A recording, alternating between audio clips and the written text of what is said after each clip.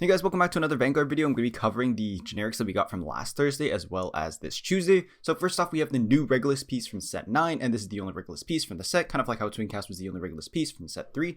So we have the order ability of Primordinal Heartblaze. So this card can be played from the drop, which is really interesting, and you can play this if your Vanguard has a clan icon. So spoiler alert, you're basically only playing this if you're playing an encounter deck or Stride Deckset. If you have a Vanguard with Persona Ride and you did not ride this turn, remove this card, activate Persona Ride. Until end of turn, you cannot ride and cannot activate Persona Ride. So unfortunately, this doesn't really work well with Minerva, Regalia, Almighty that we looked at last week. But the other ability is from continuous hand or drop when you would pay the cost for Stride. If cards would be discarded for cost that do not specify a specific card name, so basically if you're not going to, like, let's say, Chrono Jet next stage, whatever, that would ask you to ditch specific grade 3. And if your Vanguard has a clan icon, the cost can be paid with remove a Primordinal Heartblaze from your hand or drop and turn up to 1 card for your damage face up. And Kairos also notes that as it's not treated as countercharge, but it effectively is because you're flipping the damage. So you basically get CC1, free Stride, or you're activating Persona Ride from drop, and it's really easy to set up because you can pitch this for PG or for any other cost, and then immediately have that Persona Ride set up for the turn after. So honestly, every Stride deck set is probably going to be playing this. I think Shroud and Shadow is still really a good competitive piece. Of course, Angel Ladder and Twincast are still really good options for the deck, but this is definitely a really easy slot in, and hopefully it shouldn't be too expensive because it's very niche. Again, only for encounter decks and Stride deck sets. And Shroud and Shadow is still really competitive for Stride deck sets, especially for like Shiranui, for Luar, you can still call like Tweeth and whatnot, and Dog off this. So Shroud and Shadow is still very competitive for grade 4 decks, but I think this card is just like solid. Like just on command CC1 while not paying cost for Stride essentially because you're just removing it is really, really good. And then of course, just being able to Persona Ride from drop. This is essentially better Gradius Godale, except for like specifically Ultimate Regalia Minerva, as I said earlier. But yeah, honestly, really solid card. Moving on to the Dragon Empire generic, we have Water Scale Warrior Monk Ryuto, and he's kind of like a booster that's also kind of working like Gojo for the on-hit. So we have Auto Regret Circle when this boosts a Vanguard. If your opponent's Vanguard is grade 3 or greater, it gets plus 5k until end of turn. And then Auto Regret Circle, when the attack this unit boosted hits, costs retire this unit and countercharge 1. So on hit CC1, just like Gojo, but he is a bigger booster behind Van. The on hit also does work when boosting your rear, but again, most of the time you're probably putting this behind Van. For the other part of the skill, at the end of the battle this unit boosted, can almost want to retire this unit, search your deck for the 1 card with the same as your Vanguard, reveal it, put into your hand, shuffle your deck. So it's, depending on the deck, it is a lot easier to hit behind Van, but usually putting this early is a lot easier, but you won't usually use the, like, let's say obviously the search for your same name as Van until you're on grade 3 so you can search Persona Ride. But this does have really good synergy with Sibyl that some people noted, and I do definitely agree with that. I think your deck space is still a bit tight, but like honestly you can cut some cards, it's not the biggest deal in the world, and you can also use Unison Dragon's effect to bounce this back to your hand, and you can do the same thing with Shura as well with the Energy Blast. So honestly, I think Sibyl and Vargo will probably be playing this. Other stuff I'm not too sure, maybe Overlord, but I think Overlord's a little bit tight on space because of the order package, but we'll see. Because I think Overlord probably still wants to play Latifah and other stuff to find the Youthquake promo that we will probably get way in the future, probably around fall. But anyways, honestly, solid card. I think Varga and Sibyl are probably playing this. So the next card we have is the Direfordal from Thursday as well. And this is basically Gungnram but power crept. So we have Direfordal Finley. So when this unit is placed on Regard Circle, Soul Charge 1. So exactly the same as Gungnram. And then act of Regard Circle costs Soul Blast 3. Draw a card. If your opponent's Vanguard is grade 3 or greater, it gets plus 5 until end of turn. So basically Gungnram's effect, but it gets plus 5 your opponent's grade 3 or greater. And then Act in Soul has Pony Skill, which is cost bind this card and Soul Charge 2. So immediately when I saw this, I was thinking about Gasteel Premium because this is Sibila Soul Charge, which is amazing. And also getting that 5k and drawing 1 is like really nice if you have excess soul. But yeah, honestly, this card's a really nice card for like probably Barrow. I mean, it's a good generic for cards, but like thing is like if you look at decks like Unica, Astro Unica, Jejuled, and other stuff, they're playing better cards now like Bifrons and other things instead of cards like this. But I mean, in the future going forward, this is still really good. And a cost to bind Soul Charge 2 is really nice as well. So honestly, solid generic all around. Like again, we saw big use of Gungnram during like Jet when it was really dominant as a Stride deck set. This card is honestly really solid because you have a lot of just generic use. You have Soul Charge, Soul Blast 3, draw 1 for early game. For example, like Odium used it really early. Jet was using it when it was dominant, basically with Brainwash Swirler in games where you wanted to Soul Charge 3 on turn 1 and then Soul Blast and just have three good ones in the front row that you're just rushing with early. And then of course, being in Soul, if you randomly Soul Charge it, Divine and just get extra 2 souls, like amazing. So I think maybe Jet would play this. I think Philia and Ford are still too good, or just Philia and whatever in Jet is still too good. But honestly, this card's still really solid. It's a really good pickup, and I think it's definitely usable in any Dark Stage generic. It's just that like Beef Runs and other decks that have their generics are already very competitive because their Energy Blast Regards or whatever are already very strong. Alright, so moving on to this week for Tuesday, we have the Brandt Gate generic, which is basically Combine Rusher as a grade 1, as Kairos points out. But you have auto drop when your set order is placed from hand into the order zone, so again, has to be from hand, not by other effects. You cost counter +1, call this card to rearguard circle, basically same wording as Combine Rusher. And then continuous rearguard circle, if your order zone has a set order, it gets intercept and can intercept from the back row. It doesn't have a skill that gains additional shield, so you're only intercepting for 5k. And then auto rearguard circle, when this unit boosts, if your Vanguard is a grade 3 or greater and your order zone has 2 or more cards, it gets plus 5k to end a battle, so it's a 13k booster.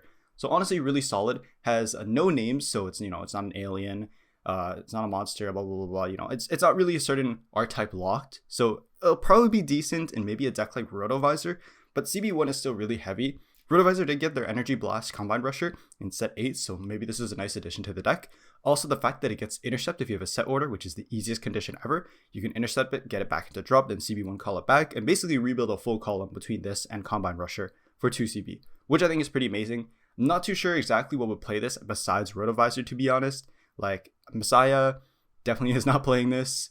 You have, like, in Ava, you have Immigar and better things you could be playing that are already being really big boosters and are working well. Maybe you could play 1 or 2 of this in Ava, but I think your CB would rather go to Combine Rusher or Ava's skill, honestly. And you have Immigar and bigger boosters you can be playing instead, as well as the new Pollution Monster promo. So honestly, not too sure how to feel about this card. I think it's honestly really decent, but I would not recommend really playing it for now, but it might be a good pickup at like 2 or 3 for some decks. Alright, so now the card I was really excited to see, but really it's just Power Crab Painkiller Angel, is Dissection Angel. And this card has continuous rearguard circle. If your opponent's Vanguard is a grade 3 Gator, it gets power plus 2k, which is honestly kind of crazy. It can be a solo attacker. Oh, actually, technically not a solo attacker because your opponent has to be grade 3, so they'll be 13k. But, it's a 10k booster, which is really solid. And then auto rearguard circle, end of battle unit boosted. You cost soul boss 1 retire it, draw 1, so literally still Painkiller's effect. So it's already better Painkiller Angel. So Painkiller Angel is just found in a ditch right now. And then we have auto rearguard circle once per turn. When your drive check reveals a trigger unit, you cost soul boss 2 and countercharge 1 against plus 5k. So literally Fasciata's skill, but with plus 5k. So honestly, could see this in Minerva. Definitely will see this in Res if the dog hit happens. Like this card, like 10k booster in Res is really nice. It's not 13k with Aerial Sage, but this is still amazing. Early game, draw 1.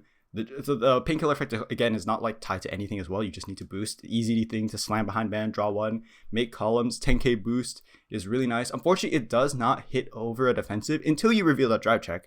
Then it'll get the plus 5 if you pay the cost with Soul Boss 2. So unfortunately, not being a 13k booster kind of sucks because behind a grade 2, it's still only 20. But I mean, still a really, really good card. Again, Rezael will definitely play this once the dog hit happens. Minerva, I think, could probably slot this in as well because if you didn't see the Minerva video, you can reach those 9 attacks if you do hit that 1 extra drive off the second van restand. And Soul Boss 2 call out the last, the last chamomile that you loop. So honestly, really solid card. Not sure what else would play this. Probably Luard as well, just because it's a grade 1. It's just that good. Like, hard to deny this in Luard. Like, this is just easy. Soul Boss 1, draw 1. You build up your ritual really fast. This thing is also countercharging. You have the new Regalis Piece that's also countercharging. So honestly, Luard looks like it got some pretty good upgrades from set 9, which I was not expecting at all. But yeah, Luard, Rezael, Minerva, solid upgrades.